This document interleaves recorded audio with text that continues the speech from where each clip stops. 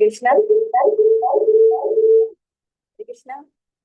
तो चलिए शुरू करते हैं। तो कल हम लोगों ने फर्स्ट श्लोक पे पहुंच गए थे। फर्स्ट वर्स, धृतराष्ट्र उवाच विक्रम क्षेत्र कुरुक्षेत्र समवेता युयुत्सुवा मामका पांडवास्य किम कुर्वत संजय।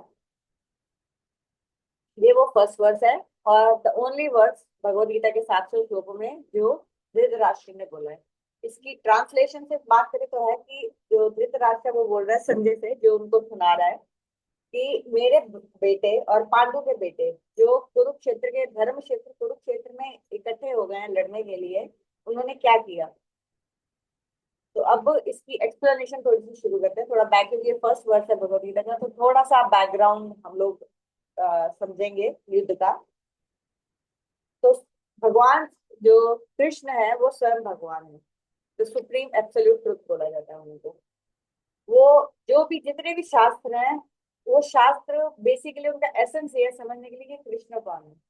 वो वसुदेव के पुत्र की तरह प्रकट हुए थे गोपालपुरी में, गोपालपुरी यानी मथुरा में। और ऐसे भगवान, जैसे भगवान हर जगह है लेकिन हमें दिखते नहीं है। लेकिन अगर वो चाहें, जैसे हम लोगों को कंट्रोल करती है माया, बोलते हैं ना मोह माया, उसका जो पूरा नाम है वो है महामाया।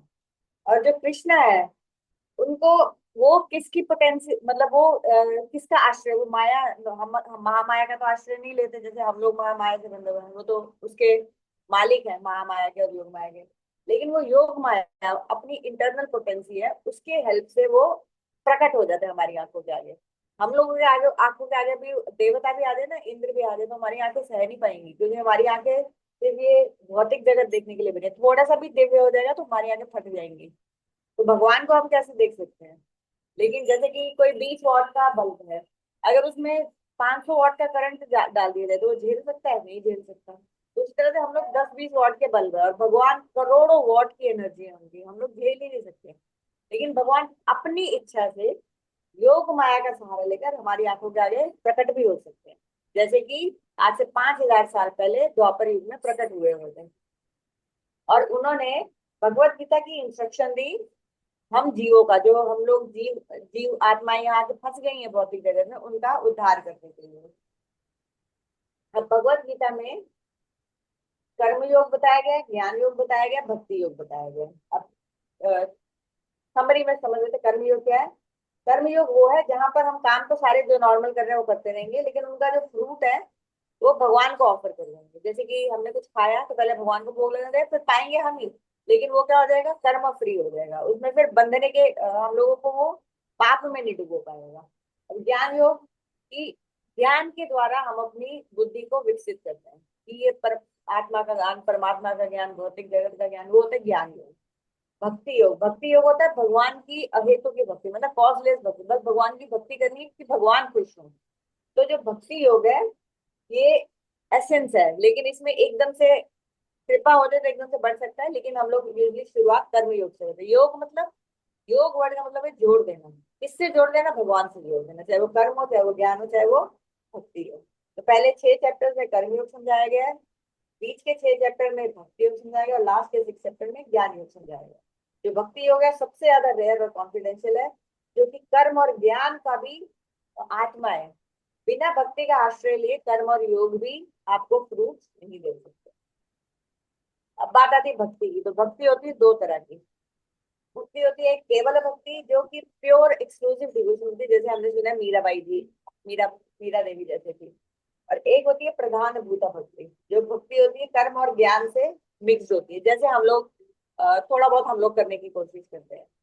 अब प्योर डिवोशन जो होती है वो एकदम इंडिपेंडेंट होती है, उसको किसको आश्रय, जैसे कर्म और ज्ञान को भक्ति का वो लेने की जरूरत है, शेल्टर प्रोग्रेस करने के लिए। लेकिन भक्ति योग को ना ज्ञान की जरूरत है ना कर्म की जरूरत है, लेकिन वो हम आगे जाके पढ़ेंगे, थोड़ा एडवांस स्टेज है। और प्योर डिवोशन में सिर्फ एक डिजायर होती है, कैसे भगवान को खुश किया जाए, जो गोपियों की इच्छा है, जो मीराबाई की इच्छा है। अब उनकी इच्छा, जैसे हम लोग, मैं जैसे बताऊं, हम लोगों में भगवान को भोग लगाए बिना हम नहीं खाते, प्याज लहसुन वगैरह तो दूसरी बात है, फिर वो भगवान को भोग नहीं लगता। लेकिन अभी भी हम लोग कर रहे हैं ये। लेकिन अभी हम लोगों का क्या है कि डिजायर ये रहती है कि मैं खाऊंगा। लेकिन क्योंकि हमें समझाया गया हमारे गुरु वर्ग में कि पहले भगवान को भोग लगाओ ताकि एटलीस्ट उसमें से पाप दूर हो जाए, क्योंकि हिंसा तो पेड़ तोड़ने में भी होती है ना, आलू निकालने से पूरा पेड़ मरता है। इवन अगर आप एक एप्पल भी तोड़ रहे हैं तो पेड़ को थोड़ा दर्द तो होता है, ये तो जगदीश चंद्र बोस ने प्रूव किया था। तो हर चीज में पाप है, लेकिन उसको पाप दूर करने जब हम भगवान को भोग लगा देते हैं, 10-15 मिनट उनके आगे प्लेट रख देते हैं तुलसी पत्ते के साथ, फिर हम लोग पाते हैं। लेकिन अभी भी हिडन डिजायर क्या है कि मुझे खाना है, भगवान को दे रहे हैं, लेकिन काइंड ऑफ वो एक प्रोसेस है वो अभी। तो इसको इसको बोलते हैं कि अभी ये प्योर डिवोशन नहीं हुई है, लेकिन हम लोग on the process, in the on the way हैं। तो उसी से हम लोग धीरे धीरे करते करते प्रोग्रेस हो जाएगी, और होती भी है। मैं पिछले 25 साल से, ऑलमोस्ट 35 ईयर्स, अब मैं 52 की हो गई हूँ, तो ऑलरेडी 16-17 ईयर्स में मुझे भगवत गीता मिल गई। तो उसके बाद थोड़ा बहुत करके शुरू कर दिया, लेकिन अ, दिखता है कि कैसे भगवान आपको आगे खींचते रहते हैं। पहले तो प्योर यही होता है, इवन पिक्चर देखते देखते मैं माला करती थी, मूवीज चला लेती थी, लेकिन भगवान ये नहीं देखते कि पिक्चर देख रही है, देख रहे कि ये माला करने की कोशिश कर रही है। तो इसलिए हमारा छोटा सा भी कदम होगा ना, भगवान उसको बहुत बड़ा मान लेंगे। तो अब नेक्स्ट स्टेप पे जाते हैं। अब हमें समझना पड़ेगा, जो आत्माएं होती हैं वो दो तरह की होती हैं। एक होती है लिबरेटेड सोल, वो है भगवान के लोक में, जैसे वैकुंठ है जहाँ विष्णु जी रहते हैं, नारायण रहते हैं। फिर है साकेत, साकेत जहाँ श्री राम जी की लीलाएं होती हैं। वो चिदानंद धाम है, वो स्पिरिचुअल वर्ड है, वो मटेरियल वर्ड का पार्ट नहीं है। और फिर है गोलोक, जहाँ पर कृष्णा और उनके पेरेंट्स और उनकी सखियां और उनके सब जो कृष्ण के लीला परिकर हैं, एसोसिएट्स हैं, वो लोग रहते हैं। तो जो लिबरेटेड सोल्स है, मुक्त जीव है, वो ऑल द टाइम भगवान की सेवा में एंगेज है। और उनको वो जैसे वैकुंठ गोलोक आदि धामों में रहते हैं वो लोग, वो भौतिक जगत में मटेरियल वर्ल्ड में रहते हैं, जहाँ पर मरना और जीना पड़ता है, हमें बार बार मरना पड़ता है, बार बार जीना पड़ता है। और वो कभी इस मटेरियल वर्ल्ड में अगर वो आते भी है, जैसे भगवान का मैसेज देने के लिए आते हैं, क्योंकि जैसे वो हमारे गुरु जी बताते थे, जैसे कि कोई चाइना में प्रॉब्लम है, चाइना के साथ हमारी प्रॉब्लम है, लेकिन हमें चाइना से कोई सामान चाहिए, एक एग्जाम्पल है। तो नेपाल की दोस्ती मुझसे भी है और चाइना से भी है।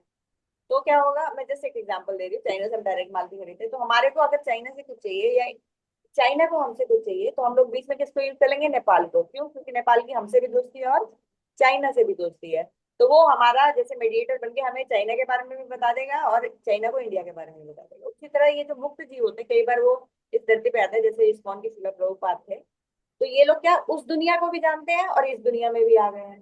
तो ये हमें उस दुनिया का मैसेज दे सकते हैं। नहीं तो उस दुनिया के बारे में अगर उस दुनिया का पर्सन कोई नहीं आएगा, तो हमें पता कैसे चलेगा कि उस दुनिया में है क्या, या भगवान की लीलाएं क्या है। तो हम तो पूरी जिन करोड़ों जन्म यही फंसे हुए हैं और करोड़ों जन्म में यही फंसे रहेंगे। तो इसीलिए भगवान कृपा कर कर अपने जो भक्त है, कुछ लोगों को नीचे भेज देते हैं, ताकि हम लोगों तक भी उस दुनिया का मैसेज पहुंच पाए, और हम लोग भी उस दुनिया में वापस पहुंचे, और ये repeated birth and death, misery, suffering, old age, disease, आदि भौतिक, आदि दैविक, आध्यात्मिक, इन सब दुखों से छुटकारा पाए। और ये लोग लेकिन यहाँ आकर भी नित्य मुक्त रहते हैं। इवन तुकाराम जी, जो आज से शायद 400-500 साल महाराज हुए, तो उनको तो पूरी उनके जो भी उस वक्त उनके साथ वो कीर्तन कर रहे थे, उनको जो पुष्प विमान लेने आया था उनको, वो सब लोगों ने देखा, और वो उन्होंने तो शरीर भी नहीं छोड़ा, इसी शरीर के साथ गोलोक वृंदावन चले गए थे। और अगेन जैसे बताया, sometimes by the will of the Lord, भगवान की इच्छा से वो इस दुनिया में आते हैं, ताकि हमारा उद्धार, हम जैसे लोगों का उद्धार। अब दूसरी तरह के जीव होते हैं बद्ध जीव। बद्ध मतलब बाउंड है, वो माया से बंधे हुए हैं। कौन है वो? हम है, मैं हूँ, हम सब है जो इस दुनिया में है, वो हम सब है जो अभी भी इस संसार में एंजॉयमेंट ढूंढ रहे हैं, वो सब क्या है? बाउंड सोल है। अब इन लोगों का उद्धार से वो कर सकता है जो उस दुनिया से आया है। तो दो तरह के सोल्स है, लिबरेटेड सोल्स और बाउंड सोल्स। अब भगवान जो है, जो अपनी इच्छा से इम्पॉसिबल को पॉसिबल, पॉसिबल को इम्पॉसिबल कर सकते हैं। ये मैं आपको किसी दिन बताऊंगी कि मैंने अपनी लाइफ में भी देखा है कि जो चीज हो नहीं सकती वो भी हो जाती है। ये फिर किसी दिन बताऊंगी। अभी 5 मिनट रह गए, जल्दी से कोशिश करते हैं ये जितनी स्लाइड है वो आज खत्म कर दें। और बहुत दयालु है, बहुत ही। हम सब उनसे काइंड ऑफ क्या बोलते हैं, उनको धोखा देकर हम इस दुनिया में आए हुए हैं। हमारी ड्यूटी थी हमेशा उनके साथ रहना, लेकिन हम लोग ने माया को चूज किया कि मैं सेवा नहीं करना चाहता, मैं चाहता हूँ सब मेरी सेवा करें। इस चक्कर में हम लोग इस दुनिया में आए हैं, माया सेवा करें, जैसे हम इंजॉय करें, भगवान को इंजॉयमेंट ना दे। भगवान को एंजॉयमेंट देने में हमारी अपनी करोड़ों गुना एंजॉयमेंट होगी, लेकिन वो हमें एक एडवांस स्टेज में पता चलेगा। तो भगवान फिर भी हम पर कृपा करके, क्योंकि जैसे एक माँ है, बच्चा अगर बिगड़ भी जाए, तो माँ हमेशा चाहेगी कि बच्चा वापस आ जाए।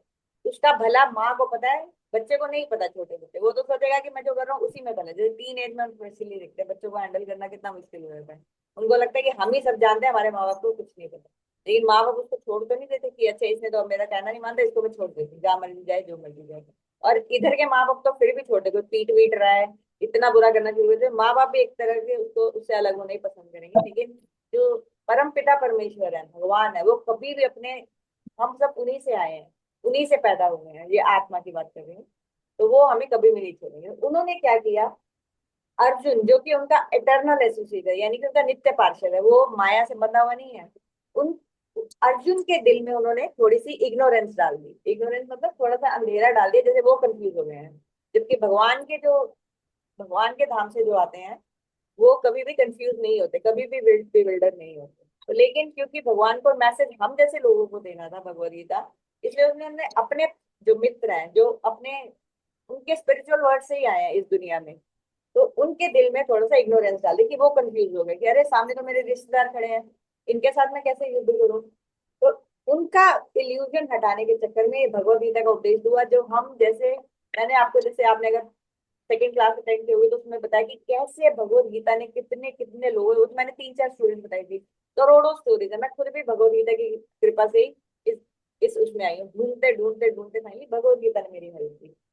तो जो गीता का एसेंस होगा, जो हम पढ़ते जाएंगे बड़ा कुछ समझेंगे, लेकिन एसेंस ये हो कि कैसे हम भगवान को वापस सरेंडर कर दें। तो इस तरह से हम लोग अपने नित्य स्वरूप, जो कि हमारी आत्मा का शरीर है, जो रियल शरीर, जिसमें फिर ना मरना पड़ेगा ना पैदा होना पड़ेगा दोबारा से, वो एक शरीर मिल गया तो हम नित्य उसी शरीर में भगवान के साथ इंजॉय कर सकते हैं, भगवान का मित्र बन के, भगवान का पुत्र बन के, भगवान की वाइफ बन के, जो हम संबंध भगवान के साथ रखना चाहते हैं, बिल्कुल जैसे इस दुनिया में होता है। लेकिन वो दुनिया में हमें, वो एक बार वो शरीर मिल गया तो फिर कभी वो शरीर छोड़ना नहीं पड़ेगा, फिर मरना नहीं पड़ेगा। अब धृतराष्ट्र की बात आती है, तो अब अर्जुन का लेमेंटेशन समझाते हुए कि अर्जुन क्यों लेमेंट कर रहा है, अफसोस कर रहा है।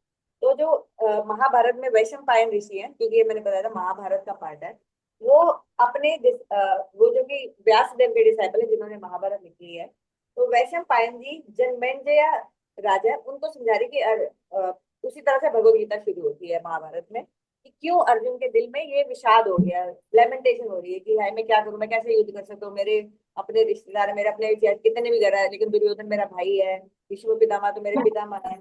तो उन्होंने कैसे शुरू किया भगवद गीता का, धृतराष्ट्र हुआ, मतलब धृतराष्ट्र ने बोला, धृतराष्ट्र ने क्या बोला वो हमने पढ़ लिया कि जो मेरे बच्चे और पांडु के बच्चे धर्म क्षेत्र कुरुक्षेत्र में इकट्ठे हो गए हैं, उन्होंने क्या किया। अब धृतराष्ट्र तो जानते हैं कि पांडव और वहां कौरव क्यों इकट्ठे हुए हैं, युद्ध करने ही तो इकट्ठे हुए हैं, तो फिर उसने पूछे ही क्यों कि क्यों इकट्ठे हुए हैं, उसको तो मालूम था ये क्या स्टूपिड क्वेश्चन है। लेकिन इसका जो, अगर आप डीप में जाए, हर एक श्लोक का इतना डीप नहीं है, धृतराष्ट्र की मेंटालिटी बताता है। अब कुरुक्षेत्र जो था, यहाँ पर देवताओं ने यज्ञ भी किया था, तो ये धर्म क्षेत्र कैसे है और क्या क्या हुआ था वो हम कल डिस्कस करेंगे। लेकिन ये अब लास्ट में बता दें कि धृतराष्ट्र की मनोस्थिति क्या है, उसकी कॉन्शियसनेस क्या है, वो बता रहे हैं। तो ये क्षेत्र धर्म का क्षेत्र है, तो जैसे आप वृंदावन में कभी आएंगे तो ऑटोमेटिकली आपकी फीलिंग राधे राधे राधे राधे हर जगह होता है, रिक्शा वाला राधे, तो थोड़ा सा आप उससे इन्फ्लुएंस हो जाएंगे, चाहे आप 10 मिनट के लिए हो, आप आधे घंटे के लिए वृंदावन में, तो पर थोड़ा दिल्ली में होंगे, बॉम्बे में होंगे, वृंदावन में होंगे, तो अलग उसका इन्फ्लुएंस हो जाएगा उस जगह का, वृंदावन का। तो उसी तरह से वो जो दुर्योधन है, वो सॉरी धृतराष्ट्र, वो डर रहा है, क्या डर रहा है, ये तो धर्म क्षेत्र है, यहाँ से मेरे बेटे भी कहीं धर्म से इन्फ्लुएंस ना हो जाए, क्योंकि वो तो अधर्मी थे दुर्योधन वगैरह। अब अधर्म क्या होगा कि हो सकता है कि वो धार्मिक हो जाए और बोले कि पांडव तो ऑलरेडी धार्मिक है, तो वो तो चाहेंगे कि युद्ध की संधि हो जाए, 5 गांव दे दे और खत्म करें, लफड़ा युद्ध क्यों करे, और मेरे बेटे भी इन्फ्लुएंस ना हो, क्योंकि धर्म क्षेत्र है। तो ऊपर से तो ऐसे लग रहा है कि वो पीस करने की बात कर रहा है कि हाई शांति हो जाए तो ज्यादा है, लेकिन अंदर से उसने हमेशा यही माना है कि पांडव मेरे बच्चों के रास्ते में ऑब्स्टेकल है, रोड है उनकी, दुर्योधन के और मेरे बाकी ना, तो बेटर है कि ये मर जाए। और उसके मन में एक तसल्ली भी है कि ना दुर्योधन सॉरी भीष्म को कोई हरा सकता है, ना द्रोणाचार्य को भी हरा सकता है, अर्जुन भी नहीं हरा सकते, तो युद्ध हो जाना चाहिए ताकि ये once and for all finish हो जाए, मेरे बच्चे अकंटक विदाउट एनी ऑब्स्टेकल राज करे, पांडव मर जाए। तो इसलिए सीक्रेटली वो डिजायर कर रहा है कि युद्ध हो जाए।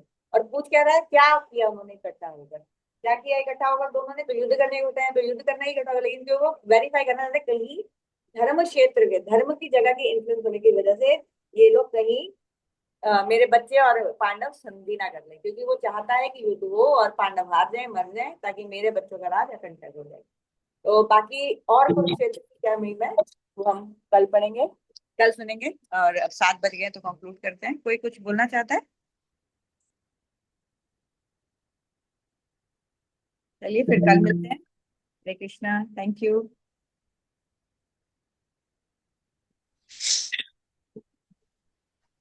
कृष्ण